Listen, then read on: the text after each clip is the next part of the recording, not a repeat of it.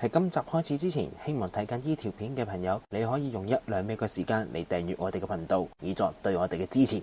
各位好啊，又到咗長毛教室啦。咁首先呢度有一盤嘅羊骨啦，咁亦都有啲羊肉嘅。咁我哋今集就嚟詳細講一講下點樣去做一個羊肉嘅高湯 lamb stock。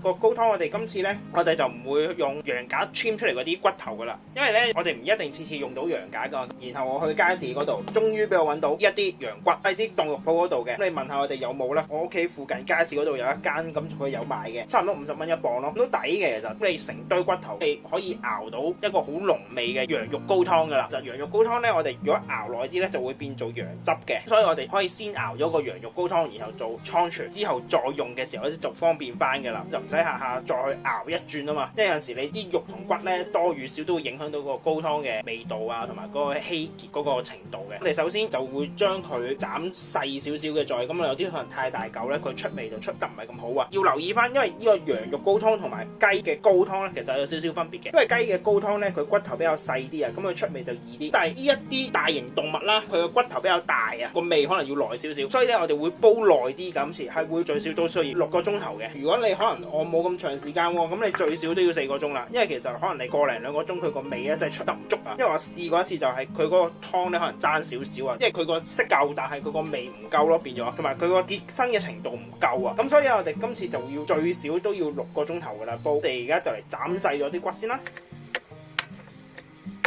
盡可能斬到細細嚿咯，煮嗰時方便翻啊嘛，又斬到好似咁樣細細嚿就得噶啦。跟住我哋就會攞去炒到變 brown 噶啦，因為一定要個 brown，唔夠 brown 嘅係出嚟嘅色唔夠深啊。準備埋其他嘅配料，我就可以攞去炒噶啦。跟住就係基本材料啦。如果我哋煮 brown stock 咧，個材料係會多少少嘅，因為咧我哋會多咗茄膏、番茄同埋個紅酒，因為其實呢3樣嘢都會攞色用嘅。咁我哋一齊爆咗啲羊骨先啦。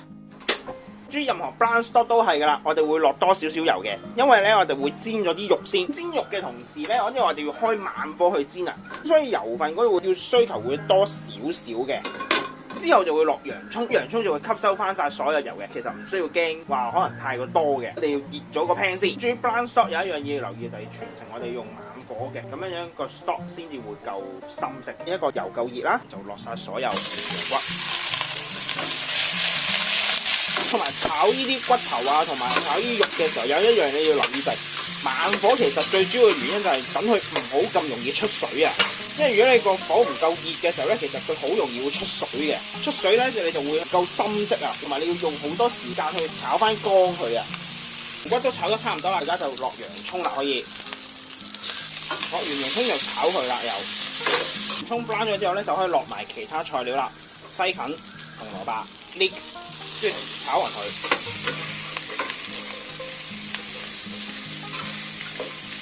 當西芹同埋紅蘿蔔都炒到軟身之後咧，我哋就會落埋茄膏。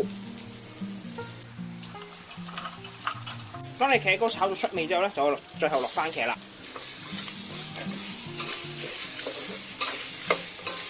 番茄炒到軟晒之後咧，最後落紅酒。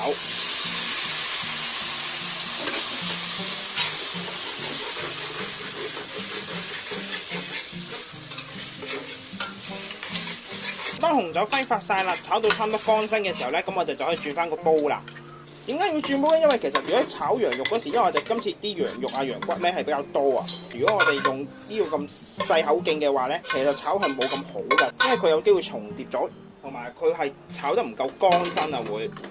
落完之後可以開翻火，先加水喺呢邊煲緊嘅時候咧，我哋就會加翻啲水落頭先我哋炒羊骨嗰個 pan 嗰度，因為咧佢入邊底嗰度仲有啲精華，我哋就會撞翻啲水落去，攞翻起所有精華去嘅。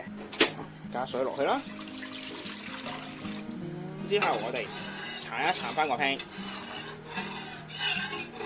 呢邊煲翻滾啲水先，之後咧咁我哋就撞翻落去頭先我哋大煲嗰度噶啦。你見我哋落完水之後刮兩刮，佢個水都已經變咗色噶啦。其實呢啲就係我哋嗰啲味嚟嘅，咁我哋所以我哋要刮一刮佢，幫助帶翻煲底嗰啲味出嚟。跟住個水咧，我哋就倒翻落去大煲嗰度一齊煮啦，可以將我哋嘅流失減到最低咯。呢邊等緊滾嘅時候咧，我哋就會處理翻我哋頭先個煲大嘅先。呢邊嘅話咧，我哋就會落翻一條 leek 啦，綠色嘅部分啦 ，bay leaves，跟要2粒拍片咗嘅咖喱，1個 tablespoon 嘅 parsley、thyme。你都可以選擇落 rosemary 或者唔落嘅，其實係 optional。羊肉同 rosemary 係夾都可以落嘅，咁亦都係1個 tablespoon。而家依邊已經滾咗啦，我哋就再刮多一次，然後將佢倒落去，攪翻勻佢。滾起咗之後，咁我哋就會轉細火 simmering 佢。咁今次最少要4個鐘嘅。呢個羊湯我哋已經熬咗佢4個鐘頭啦，而家就嚟開始隔渣啦。呢個就係隔完一次啦，咁我哋之後仲要再過多一次嘅，因為佢入邊啲細微嘅渣我哋要過一過咗去嘅。兜就羊湯啦，咁我哋就完成咗啦。其實你可以估到佢個味有幾濃縮㗎，因為我哋用咗3 lit 嘅水煮成得翻咁多，稱俾大家睇一睇啊！我哋由3 lit 嘅水煲到佢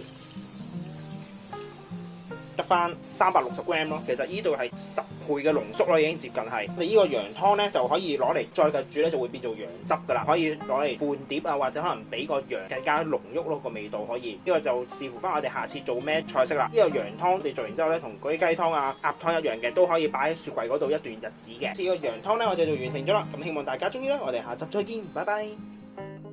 今集亦都差唔多啦，多謝各位嘅收睇。詳細嘅食譜我哋會 post 喺 Facebook 專頁嗰度，有興趣嘅話，各位可以上去查閱。另外，如果中意我哋頻道嘅話，希望你哋可以訂閱我哋嘅頻道，以作對我哋嘅支持。希望大家中意啦，我哋下集再見，拜拜。